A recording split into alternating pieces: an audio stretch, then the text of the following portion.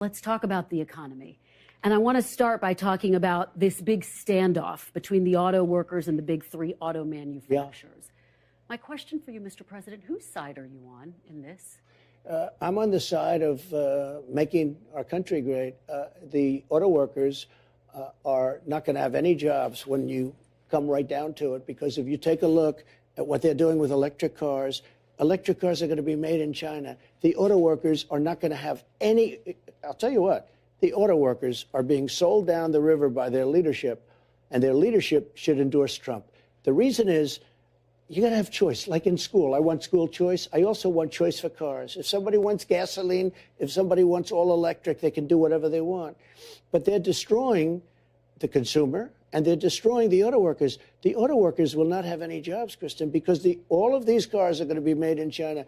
The electric cars automatically are going to be made in China. So let's talk about UAW's leadership. The president, Sean Fain, has withheld his endorsement of President Biden. But this is what he had to say about you. Quote, another Donald Trump presidency would be a disaster.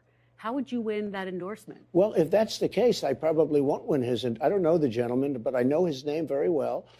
And I think he's not doing a good job in representing his union, because he's not going to have a union in 3 years from now. Those jobs are all going to be gone because all of those electric cars are going to be made in China. That's what's happening. Number one. Number two, the electric cars are much more expensive, and they don't go far enough. So if somebody wants to take a little bit of a long, just like the trucks, if somebody wants to take a little bit of a long ride, let's go to Maine, or let's go to Kentucky from New York. You can't do it. I mean, you have to stop all the time. They don't go far enough. They're very expensive. They have a lot of drawbacks. Now, with that being said, some people are going to want them. Some people are going to travel short distances.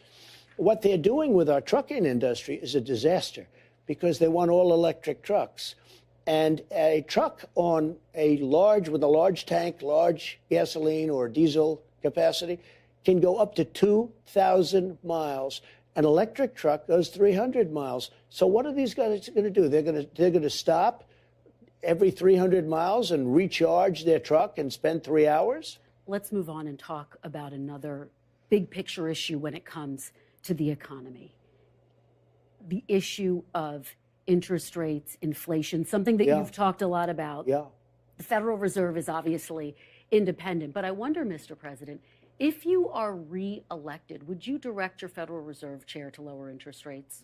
Well, you know that I put a lot of pressure on him. It was outside pressure, because nobody knows whether or not you can really do that. But I did, because I thought his interest rates were too high, and he ultimately dropped his interest rates. The same gentleman, as you know. But it was a lot of pressure. I mean, I was very active on that. Right now, interest rates are very high. They're too high. People can't buy homes. They can't do anything. I mean, they can't borrow money. The banks don't have the money. The banks aren't lending the money. The banks, by the way, Chase Manhattan Bank, Bank of America, they discriminate against conservatives. It's a disgrace, and they shouldn't be allowed to. And I'm going to do something about that.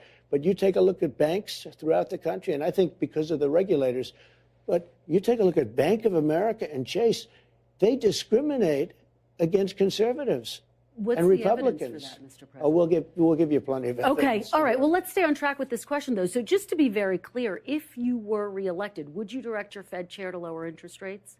It depends. It depends. Depends where inflation is. But I would get inflation down, because drill we must. We will be drilling for oil. We are going to become, again, energy independent.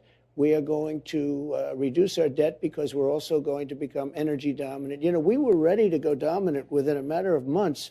We would have been making so much money. We have more oil, I call it liquid gold, under our feet than any other country, Saudi Arabia, Russia. And there's no country with more, and it's sweet.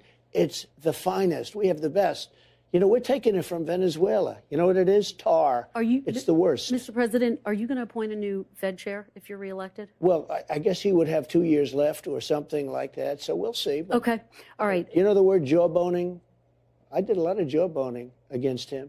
And he ultimately lowered interest rates. We had low interest rates. We had the best housing market ever. We had people buying homes. Today, people can't buy homes. Economists are looking at some of the figures right now. The fact that the unemployment rate is at 3.8%. and they say it looks like the U.S. may not dip into a recession. What do you make of that assessment? Oh, I don't know. Yeah, people are going to, they say that, and then you end up in a depression. They say you're going to do great, you end up bad, you say, and the opposite. Most of them don't know what they're doing. It's a touch, it's a feel. And I predicted a lot of markets. I predicted a lot of things, frankly. You know, they say Trump was right about everything. I think that the way it's going now, you're going to have to, things are not going right now very well for the consumer. Bacon is up 5 times. Food is up horribly, worse than energy. Energy is starting to go up at a level that we haven't seen in a long time, meaning a couple of years since he took over, because I had energy prices very low. I had gasoline very low. We have to get the energy down, which they will never do. And they kept it artificial because they took the strategic reserves, which I had a lot to do with filling up for the first time ever. They took these strategic reserves and he issued it to everybody so that he could keep the gas prices down. Now, strategic reserves are at the lowest level they've ever been at, and we need that for war. And there are a lot of factors that have contributed to that. Well, no, the big factor is the fact that he took that oil.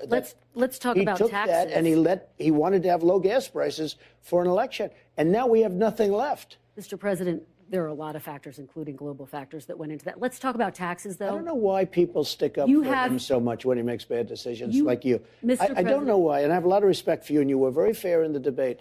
But I don't know why you and other people say, oh, it's okay that he destroyed the strategic petroleum reserves. I mean, why do you do that? Or it's okay that he has open borders. Somebody was in your position, not quite as good, said this morning, oh, having open borders is a wonderful thing. I don't know why, and I think that's why the media has lost so much credibility. Mr. President, we're just having a conversation.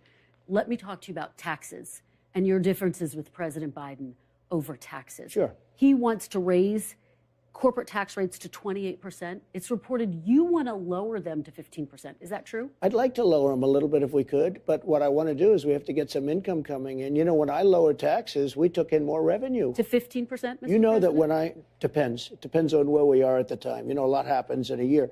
But when I lowered taxes, I cut taxes tremendously, created tremendous jobs. But more importantly, we had more revenue with lower taxes than we did with higher taxes.